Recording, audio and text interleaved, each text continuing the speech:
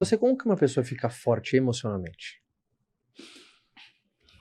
Olha, o que eu acredito é que existem experiências diferentes, mas que levam ao mesmo fim. Uhum, Existem pessoas que são muito bem educadas pelos pais, uhum, pelos avós. Existem pessoas que têm amizades muito fortes, mas eu acho que forte emocionalmente, ela primeiro vem de uma pessoa ter capacidade de conectar-se. As pessoas que eu conheço que são mais fortes emocionalmente são as pessoas com as maiores capacidades de conexão que eu já vi. Então, senta aqui com você, cara, em 5 minutos você fala, cara, é meu melhor amigo, minha melhor amiga. uhum. Conversa 2 minutos com você, Fabi, fala, cara, que pessoa inteligente. Senta com você e consegue resolver um problema que você soltou assim do nada, Elton. Você falou, cara, por que eu pensei tanto nisso? Pessoa, e te causa admiração imediata. Então, essas pessoas, elas são fabulosas. Por quê? Porque a capacidade de conexão delas é fabulosa. Então, eu acredito que a gente não ensina as pessoas a serem fortes emocionalmente. A gente ensina as pessoas a aceitarem conexões, a se relacionarem. O inverso é verdadeiro. Eu vejo que as pessoas que mais se isolam são as menos capazes de se ter segurança emocional. Pode ser uma retroalimentação, então ela não tem segurança emocional, então não se conecta. E aí vem a insegurança emocional antes. Se ela não se conecta, ela não vai ser provocada, não vai ser confrontada, não vai ter o desconforto. Sim. Que é muito mais fácil do que você viver nisso, né? Você falando agora me veio a palavra presença, né? Conexão nada mais é do que presença. É você estar presente para você e pelo próximo. E onde as pessoas vivem hoje? Vou te dar um exemplo do que você está falando muito bom, Fabi. Meu pai nunca me disse eu te amo. Nos meus 43 anos. Sério? Sério. Nunca. Nunca. Porque hoje eu entendo que não é dele. Mas meu pai sempre me escreveu. E quando eu era moleque, ele ligava pra mim todo dia, todo dia. Cara, e quando eu era moleque, não tinha celular. Era telefone de roda. Uhum. Clic, clic, clic, clic. Din, din, din. O orelhão era Sabe? da ficha, viu? Pra você que não sabe o que é orelhão. Exatamente. Você que nunca ligou né? um 9090. Nunca fez uma cobrar, né? Você tá falando disso ontem. Eu falei assim, se roubar meu celular, eu falei, Caio, eu vou ter que achar um orelhão, eu vou ter que te ligar. Se tocar eu acho que você nunca Agora- ouviu isso, sou eu do orelhão, ó. Quantas pessoas reconhecem essa musiquinha? Quantas? Tanana, tanana. Chamada a cobrar. Para aceitar, continue na linha. Após identificação. Paulo, Marília. Mas tem um negócio legal aqui, eu não sei nem onde você parou. Mas, talvez Elton, você desculpa, consiga. só pra terminar de responder a Fabi, perdão. Aí você me fala. Então, meu pai, ele, durante toda a minha vida, ele sempre se conectou comigo dessa forma. Ele nunca precisou dizer eu te amo.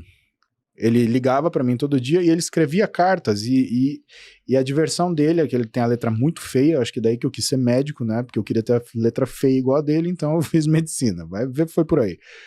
Mas ele escrevia cartas com uma letra horrível e com canetas, com cores diferentes. E determinadas cores a letra dele era mais bonita, determinadas cores a letra dele era mais feia, né? E aí ele fala assim, você entendeu o que eu escrevi pra você? Aí eu tentava, era um processo de tradução, né? Quando eu consegui entender tudo que ele estava escrevendo, aí ele começou a falar comigo na língua do P. Tá. E depois, quando a língua do P Foi já pra não dar garada daqui a foi... pouco. Aí ele me matriculou no inglês. Eu era molequinho ainda, né? Eu me formei em inglês, eu estava no 3º colegial. Então eu estudei, acho que da 4ª série até o 3º colegial direto.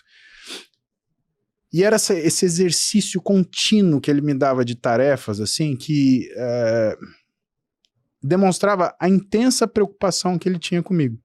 E a necessidade que ele tinha de admirar o filho dele. E, cara, se você parar pra pensar, Fabi, o que eu te falei no começo?